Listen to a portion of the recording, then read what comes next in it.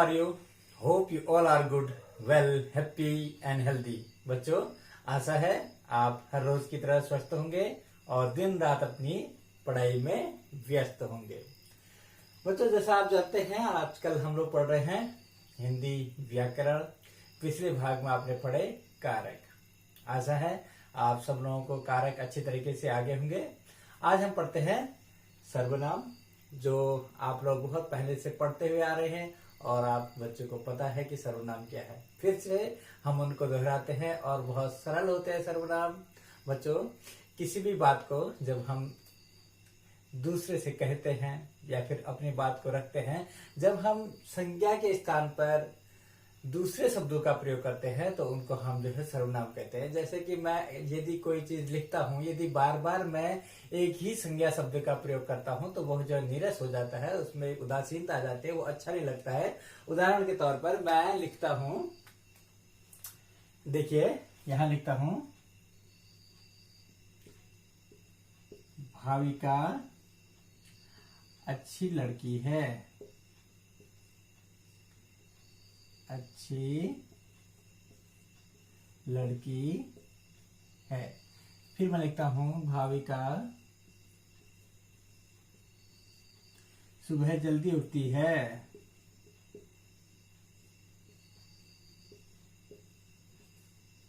जल्दी उठती है। फिर लिखता हूं, भाविका का काम हमेशा पूरा रहता है, भाविका अपना काम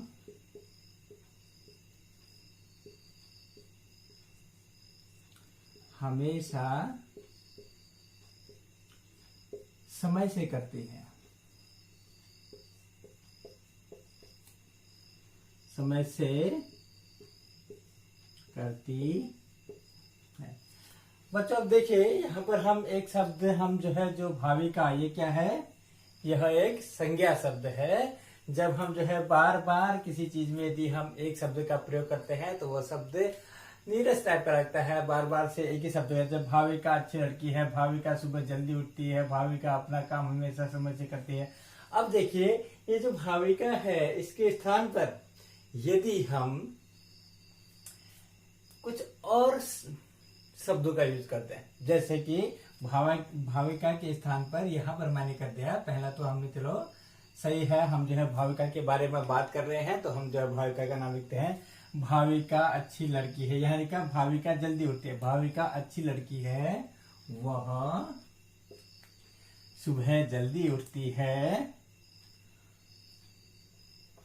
फिर लिखते हैं,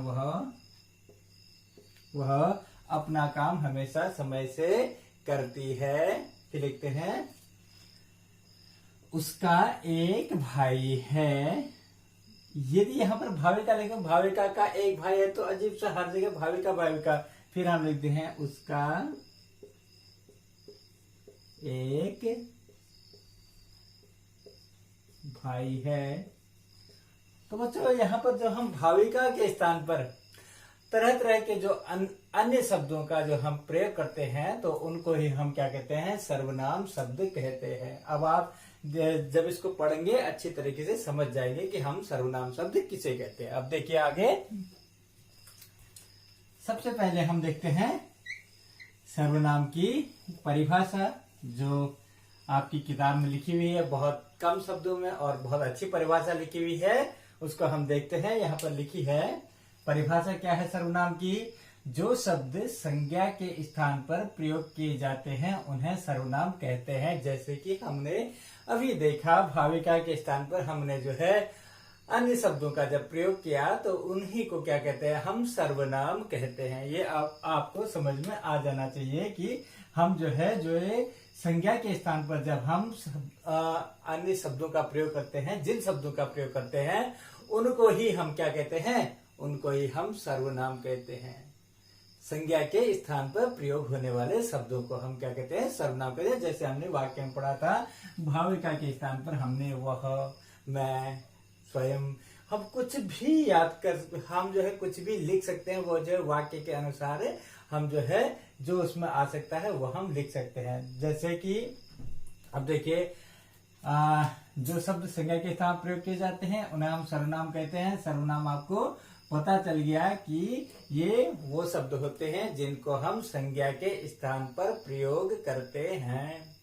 ठीक है, यहाँ पर है, जैसे है रवि खाता है। अब यहाँ रवि के स्थान पर मैं लिख देता हूं वह खाता है।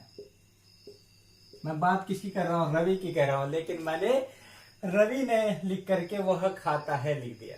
ठीक है, बात तो उसी की हो रही है, रवि की हो रही है, लेकिन रवि के स्थान पर मैंने क्या लिख दिया? वह लिख दिया। तो वह क्या हो गया? सर्वनाम हो गया। सर्वनाम क्योंकि मैंने जो है इस संज्ञा के स्थान पर वह लिख दिया है। ठीक है, तो बच्चों यह जो है संज्ञा के स्थान पर जो शब्द आते हैं जिनको लिखा जाता है उनको हम सर्वनाम कहते हैं। अब देखिए, बहुत सा सरल है, आपने ये पहले भी पढ़े हैं और आज हम इनको फिर से पढ़ते हैं। अब देखिए, सर्वनाम के भेद, भेद मतलब प्रकार, कितने प्रकार के सर्वनाम होते हैं आज हम उनको पढ़ते हैं। सर्वनाम के कुल 6 भेद होते हैं। सबसे पहला होता है पुरुषवाचक सर्वनाम, दूसरा होता है प्रश्नवाचक, तीसरा निजवाचक, चौथा निश्चयवाचक, पांचवा अनिश्चयवाचक, छठा होता है संबंधवाचक सर्वनाम। आइए एक एक करके हम इन सर्वनामों के बारे में जानते हैं। ठीक है, आपको यह जो है, ये जो सर्वनाम के नाम है, इन नामों से ही आपको समझ में आ जाएगा कि यह कैसा सर्वनाम है। ठीक है, यह किस सर्वनाम से संबंधित है। देखिए, यहाँ पर है हमारा पहला जो सर्वनाम है वो है पुरुषवाचक सर्वनाम। बच्चों, पुरुषवाचक सर्वनाम वे सर्वनाम होते हैं जिसमें हम जो बात कर रहा होता है, जो है किसी चीज के बारे में बात कर रहा होता है उसके बारे में, और जिससे बात हो रही होती है उसके बारे में, और जिस अन्य के बारे में जिसके बारे में बात करते हैं, जब उसके बारे में कहीं पर जो है यह शब्द प्रयोग किए जाते हैं तो उनको हम जो है पुरुषवाचक सर्वनाम कहते हैं। जैसे मैं, बच्चों मैं जो है आपसे बात कर रहा हूं, ये क्या हुआ? पुरुषवाचक सर्वनाम। देखिए, अब इसके जो है 3 भेद होते हैं। मैं जो है एक वाक्य में आपको समझा देता हूं कि यह भेद कौन कौन से होता है, वो भेद भी आप जान जाएंगे। ठीक है, यहां पर देखिए,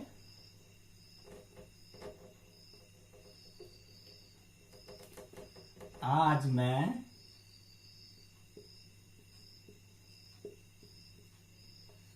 तुम्हें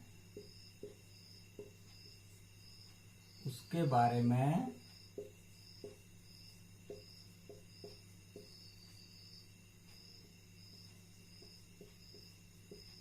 बताऊंगा। ठीक है, आज मैं क्या हूं? संज्ञा हूं। मैंने अपना नाम नहीं लिखा। मैं, तुम है बच्चों आप लोगों को किसके बारे में? तीसरे के बारे में। ठीक है, मैं कहता हूं बच्चों आज मैं आपको सर्वनाम के बारे में पढ़ाऊं। सर्वनाम क्या है? हम तीसरे बारे में, मैं आपसे बात कर रहा हूं। मैं कौन हूं? मैं जो है बच्चों यहाँ पर जो मैं है ये आ जाएगा उत्तम पुरुष। जो बात कर रहा होता है, जो बात कर रहा होता है वह होता है हमारा उत्तम पुरुष। उत्तम पुरुष। और जिससे बात की जा रही है, मैं आप लोगों से बात कर रहा हूं। ठीक है, मैं आपसे बात कर रहा हूं तो आप क्या हो गए? मध्यम पुरुष, बीच के। ठीक है, ये होता है आप या तुम, ये हो गया हमारा मध्यम पुरुष, यानी कि बीच वाला जिससे बात हो रही है। ठीक है, और फिर उसके बाद आता है जिसके बारे में बात हम कर रहे हैं। 2 लोग हम मिल करके, आप और मैं, 2 लोग मिल करके हम किसके बारे में बात कर रहे हैं? एक सर्वनाम है, इसके बारे में बात कर रहे हैं। ये कौन है? अन्य है, जो है हमारे बीच में नहीं है, हमारे पास में नहीं है, लेकिन हम जो है उसके बारे में बात कर रहे हैं। ठीक है, हम जो है किसके बारे में बात कर रहे हैं? तीसरे के बारे में बात कर रहे हैं। 2 लोग मिल करके। मैं कौन हूं? उत्तम पुरुष। ठीक है, मैं, और आप और तुम कौन हो? मध्यम पुरुष। और अन्य पुरुष, अन्य पुरुष कौन होते हैं? जो है जिनके बारे में बात करते हैं, जैसे अन्य पुरुष, उसका, वह, वे, उसकी। बच्चों, जिसके बारे में हम बात करते हैं वह होता है अन्य पुरुष। अब आप समझ गए, ये जो पुरुषवाचक सर्वनाम है, यह सर्वनाम जिस सर्वनाम में बात कहने वाला और जिससे जो बात कह रहा है वो, जिसके साथ बात की जा रही है वो, और जिसके बारे में बात की जाए, जहां पर ऐसे शब्दों का प्रयोग किया जाता है तो उनको हम कहते हैं पुरुषवाचक सर्वनाम। इसमें जो है सबसे पहले उत्तम पुरुष जो बात को कर रहा होता है, ठीक है। जैसे मैं, मेरा, अपनी, ठीक है, मैं, ठीक है। और उसके बाद क्या आता है? मध्य पुरुष, जिससे बात की जा रही हो, तुम, तुम्हारा, तेरी, तू, ठीक है। यह जो है क्या है? मध्य पुरुष है। उसके बाद आता है अन्य पुरुष। अन्य पुरुष वो होता है जिसके बारे में बात की जाती है, ठीक है, वो जो है अन्य पुरुष होता है। तो बच्चों, अब आशा है आप लोग समझ गए होंगे इन तीनों को, ठीक है। जो हमारा पुरुषवाचक सर्वनाम है, इसके तीन भेद हैं। पहला तो हमारा था उत्तम पुरुष, फिर दूसरा था मध्यम पुरुष, और तीसरा था अन्य पुरुष, ठीक है, अन्य पुरुष।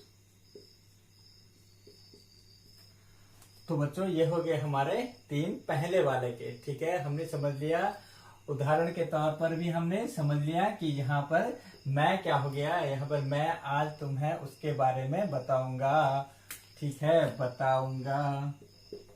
तो बच्चों, यहाँ पर मैं क्या हो गया, ये उत्तम पुरुष है जो बात कर रहा है, और जिससे बात कर रहा है तुम्हें, ठीक है, यह जो है क्या है, यह मध्यम पुरुष है। और जिसके बारे में बात कर रहा है वह कौन है, और तीसरा वो कोई अन्य है, उसको कहते हैं हम अन्य पुरुष। तो बच्चों, ये आपको समझ में आ गया होगा।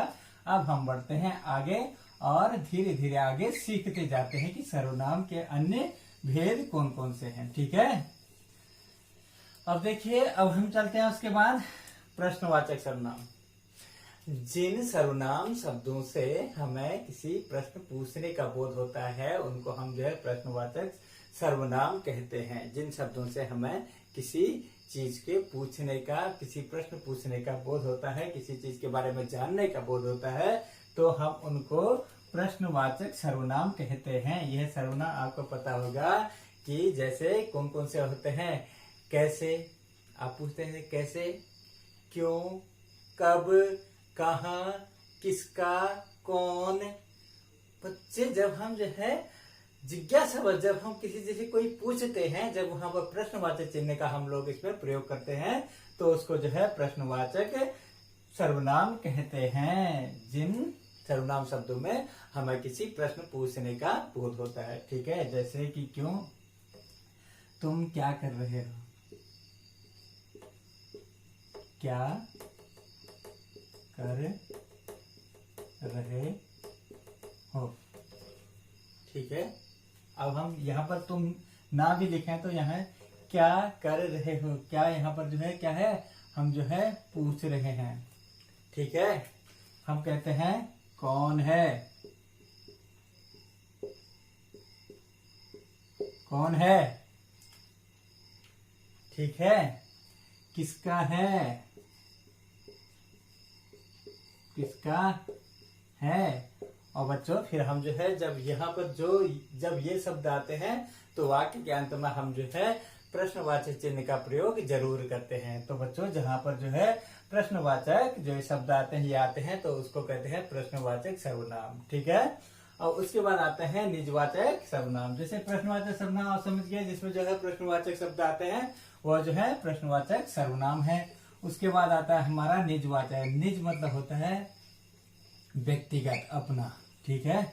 निजवाचक सर्वनाम। निजवाचक सर्वनाम में जिन सर्वनाम शब्दों में मैं, स्वयं, खुद ऐसे शब्द आते हैं, उनको जो है हम क्या कहते हैं, निजवाचक सर्वनाम कहते हैं। जैसे कि मैं खुद खाऊंगा, ठीक है, यानी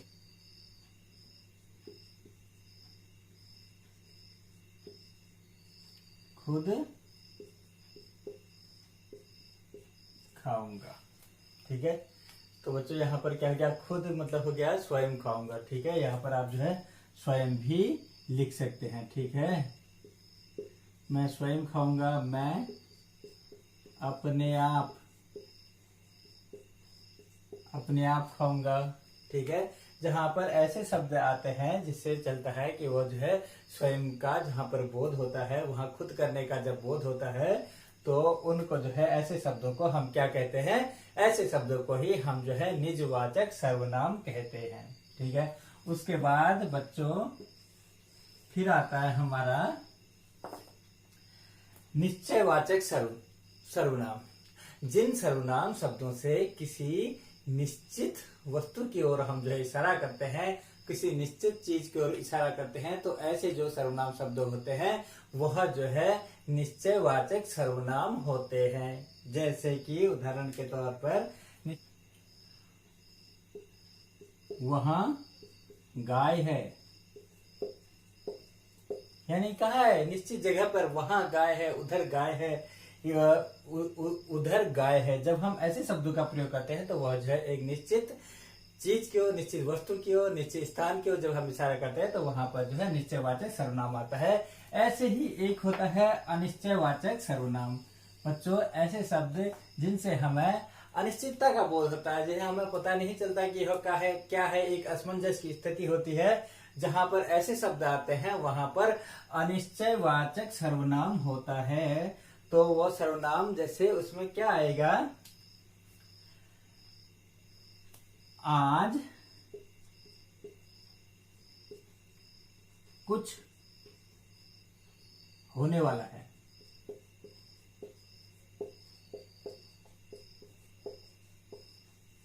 आज कुछ होने वाला है, कुछ, तो क्या होने वाला है नहीं पता, लेकिन कुछ हो रहा है, उसमें जो है निश्चित नहीं है, अनिश्चित है। ठीक है, कोई आने वाला है, कोई आने वाला है, कौन आने वाला है यह हमें निश्चित नहीं है। यदि मैं कहता हूं कि वह आने वाला है, यदि मैं कहता वह आने वाला है, तो वह पता चलता है कि हाँ वह कोई निश्चित है, वह आने वाला है। इसमें है कि कोई आने वाला है, कौन आने वाला है पता नहीं। ठीक है, फिर देखते हैं, किसी की आवाज आ रही है,